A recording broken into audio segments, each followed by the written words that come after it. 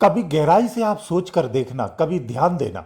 हम भागदौड़ की जिंदगी में कभी ध्यान नहीं देते हैं, ये चीजों पर सोचते ही नहीं है कि आप अपने जीवन का आधा हिस्सा सोकर गुजारते हैं और आधा हिस्सा कार्य करते हुए गुजारते हैं। अगर आपकी उम्र 80 वर्ष की है तो इस 80 वर्ष में आप 40 वर्ष कार्य करते हैं और 40 वर्ष सोते हैं।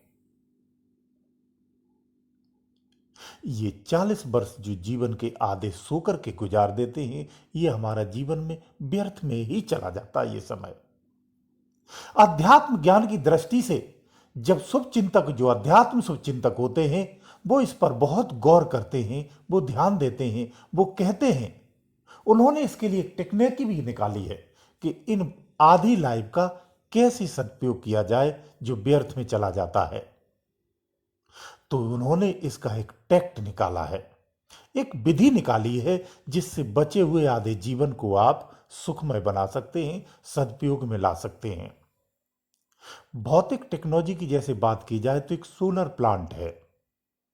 आपने देखा हो कि सोलर प्लांट जब तक नहीं थे उससे पहले सूर्य की किरणें व्यर्थ में चली जाती थी। आज भी व्यापक रूप से संसार में इसका प्रयोग उस तरह से नहीं हो पा रहा है जिस तरह से होना चाहिए। ये सूर्य की किरणें धरा पर आकर के व्यर्थ में चली जाती थी, इसका सदुपयोग होने लगा है। उन किरणों का महत्व तब समझ में आता है जब उनसे एनर्जी बनती है और घर में उसका प्रयोग होता है। ऐसे ही अध्यात्म में जीवन का आधा हिस्सा, यानी आधी लाइफ आपकी जो व्यर्थ में जाती है, उसके लिए एक व्यवस्था बनाई गई है।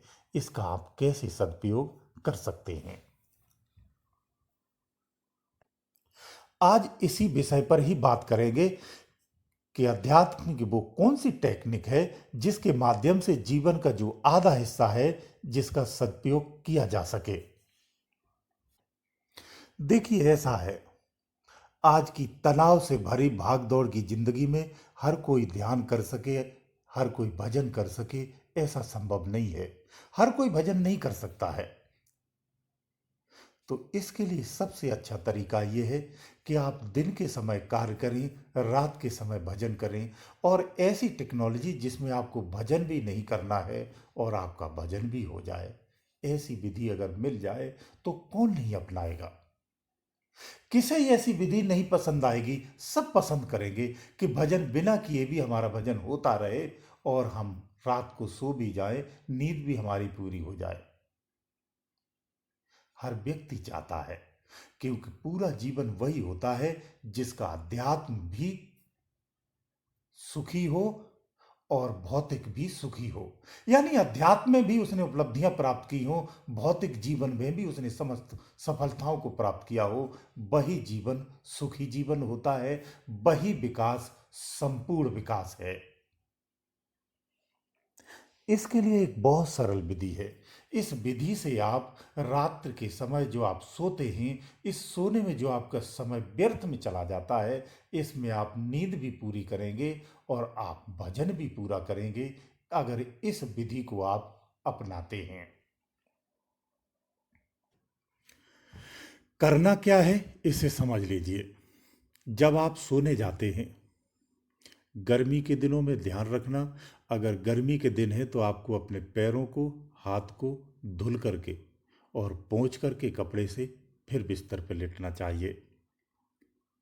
लेटने से पहले आपको बैठ करके बिस्तर पे अनुलोम विलोम करना है। 10 से 15 मिनट आपको अनुलोम विलोम करना है। जब आपको लगे कि आपकी स्थिति बिल्कुल शून्यवत हो गई है, विचार शून्य हो गए हैं, तब तक आपको अनुलोम विलोम करना है।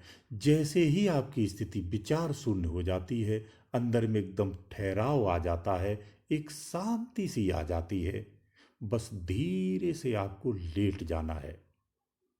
फिर कोई बात नहीं करनी है,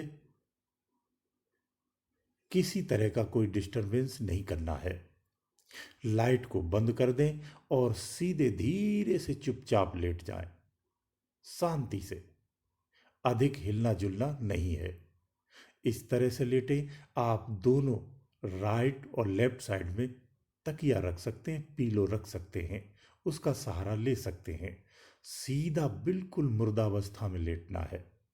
दोनों पैरों के अंगूठे आपकी नथनों के बिल्कुल सेंटर में होना चाहिए, सामने होना चाहिए। इस तरह से चित लेटना है। गर्दन पे नीचे पीलो नहीं रखना है। अगर परेशानी होती है तो पतली पीलो रखें, यानी आपकी रीढ़ की हड्डी सीधी होनी चाहिए। अपने ध्यान को अब आप शून्य अवस्था में हैं, विचारों से शून्य हैं, बिल्कुल शांत हैं। इस समय आपको कोई भी चिंतन नहीं है। अब आपको अपना ध्यान कहाँ लगाना है? दोनों भौं के मध्य में लगाना है, अंदर की तरफ में। यहां ध्यान करना है। ध्यान रहे आंखों को ऊपर में चढ़ाना नहीं है। आंख को चढ़ाएंगे तो फिर आपको नींद नहीं आएगी, आप नहीं सोएंगे। सीधा सीधा आंखों से आंख बंद करके सामने देखना है। दोनों भौं के मध्य में, जिसे त्रिकुटी कहते हैं, भ्रगुटी कहते हैं, इसी स्थान पर ध्यान केंद्रित करना है। धीरे से इसी पर ध्यान केंद्रित कर लो और यही देखने का प्रयास करो। जो हमारे पुराने साधक हैं, ध्यान रखना, आपने अगर प्रारंभिक दीक्षा ली है, प्रथम दीक्षा में आप हैं, तो आपको भी नित्य यही करना है। वैसे प्रारंभ में दीक्षा के समय आपको बताया जाता है, फिर भी अगर इससे आप वंचित हैं तो आपको इसी तरह से ही करना है, ये याद रखना। अपने ध्यान को त्रिकुटी पर लगाकर के शांति से लेट जाना है। आंख बंद रखना है और उसी में ध्यान लगाते लगाते सो जाना है। जब आप उसमें ध्यान आराम से ठहराव के साथ लगाएंगे, ध्यान रहे तनाव से नहीं लगाना है, खींच के जबरदस्ती नहीं लगाना है, बिल्कुल सहने सहने आराम से उस पर स्थापित होना है। ऐसा रोज अभ्यास करेंगे तो फिर होने लगता है। शुरुआत में शायद परेशानी हो सकती है, ना ऐसा हो, लेकिन आगे चल के फिर होने लगता है। परिणाम ये होगा कि आपको पता ही नहीं होगा कि कब आपकी नींद लग गई है और आप सो गए हैं।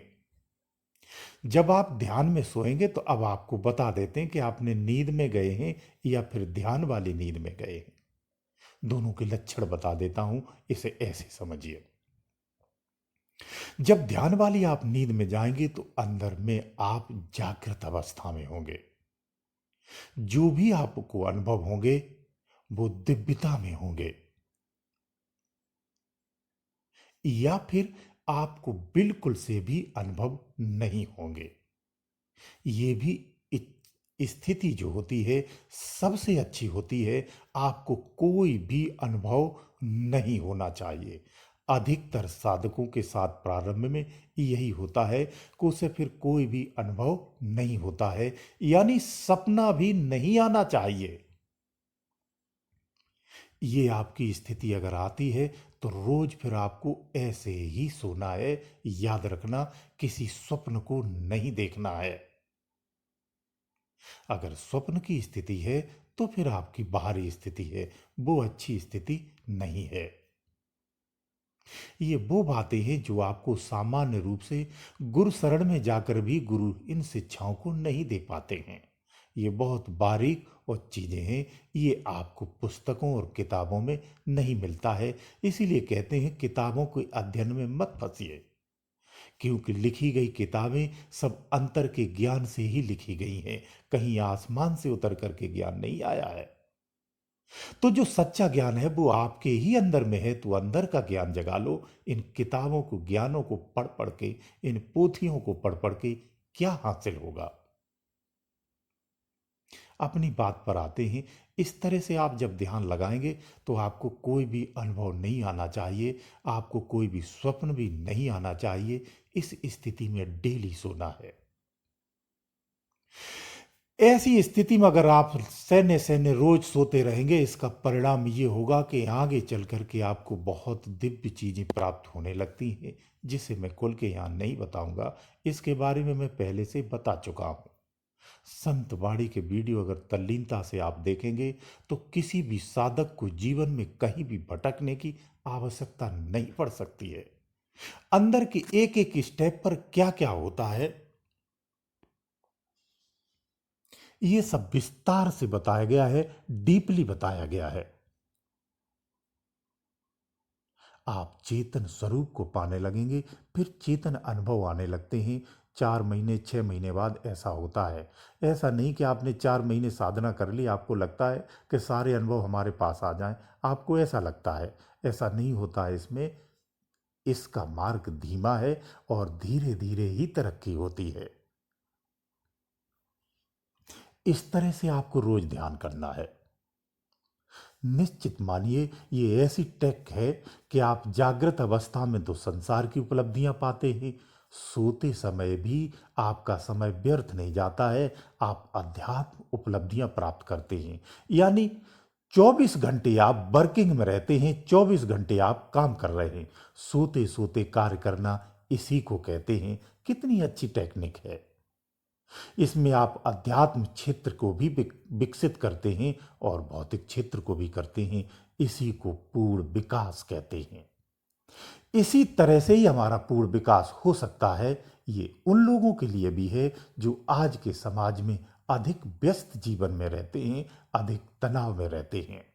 जो तनाव में अधिक रहते हैं वो ध्यान से सुने, आपका तनाव, आपका डिप्रेशन बिल्कुल खत्म हो जाएगा अगर इस टेक्निक को अपनाते हैं।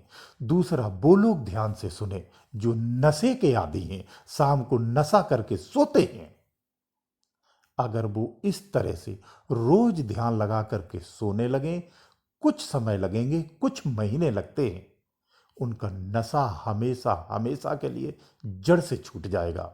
जो नशा छुड़ाने के लिए दवाओं का आप प्रयोग करते हैं, एनजीओ ज्वाइन करते हैं ना, इन सब चीजों की आपको कोई आवश्यकता नहीं है। केवल अध्यात्म गुणों को जगा लो, सारे नशे अपने आप छूटते हैं। ये कोई मनगढ़ंत नहीं है, ये फिजिकल प्रभाव की बात कह रहा हूं। अंजवा के देख लीजिए, 3 माह अगर आप इसी तरह ध्यान लगा करके 3 माह रेगुलर सोना प्रारंभ कर दीजिए, आप सारे नशे छूट जाएंगे, बुरी आदतें छूट जाएंगी, बुरे विचार छूट जाएंगे, मन में मानवीय गुणों की जागृति हो जाती है, अध्यात्म विकास हो जाता है, अंतर की अनुभूतियां होने लगती हैं, बहुत कुछ बदल जाता है। इसलिए इस तरह से प्रयोग करना सीखिए, तो आपके जीवन की जो आधी समय है वो व्यर्थ सोने में गंवा देते हो, वो आपकी अध्यात्म जागृति में प्रयोग में आ जाएगा। इस टेक्निक को अपनाइए, इससे बेहतर कोई विधि हो नहीं सकती है। मतलब सोते समय भी आप कार्य कर रहे हैं, जागत में भी आप कार्य कर रहे हैं, तो आप नींद में व्यर्थ में आपका समय नहीं जाएगा। इस समय का भी आप सदुपयोग कर सकते हैं। गुरुदेव दयालु।